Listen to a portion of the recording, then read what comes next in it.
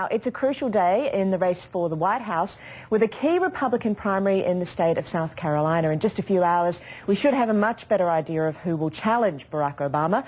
And Australia's leading expert on American politics, Dr. David Smith from the University of Sydney, joins us now. Thanks for coming in, David.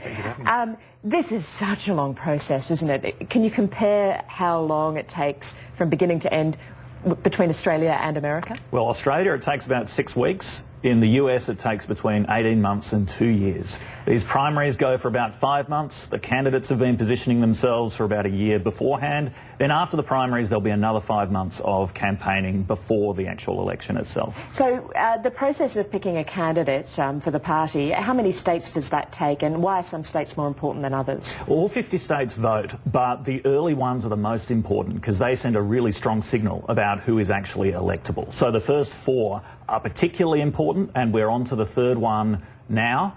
If Mitt Romney were to win this one, he could probably sum up the whole nomination because he, well, didn't quite win the first one, but won the second one. But it now looks like he's actually not going to win this one, or it's certainly not going to be the kind of coronation that was expected earlier in the week. Yes, exactly. Things change very quickly with Newt Gingrich pulling into the lead just about, it looks like.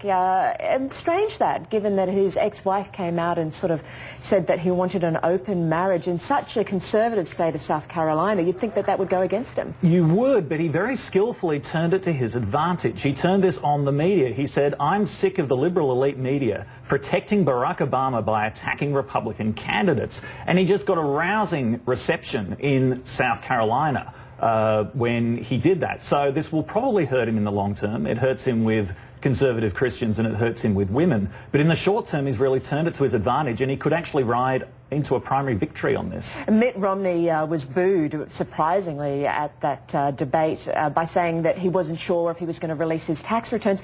Now, I would have thought the Republican voters would fight for their right not to reveal all their financial information, but they want to see his tax returns, don't they? They do want to see his tax returns, and what they're concerned about is that the Democrats could actually use his status as an extremely wealthy man who doesn't pay a lot of taxes against him. Romney has indicated his personal tax level is probably around 15%, which is less than the average middle-class American family pays. So what the Republicans are demanding is that this stuff comes out into the open now, and they don't nominate Romney and then at some time in October learn that he's paying an extraordinarily low rate of tax, which Obama could really use to his advantage. Is it unusual for presidents to serve a single term? Do you see things in favour of Barack Obama being returned historically? It's going to be a very close, tight election. In recent years, the incumbent president has had an advantage. They do tend to serve 2 terms. But Barack Obama is facing a particularly poor economic environment, which is only improving very, very slowly. And so some circumstances work in his favour.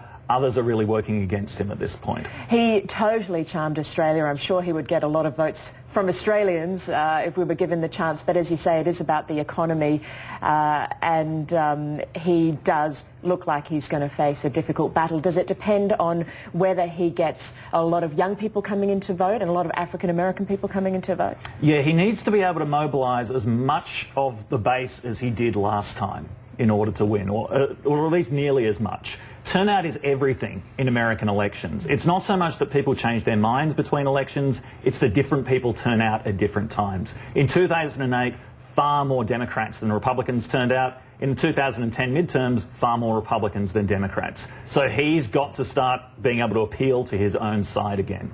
Okay, Professor David Smith, thank you. My pleasure. Tim.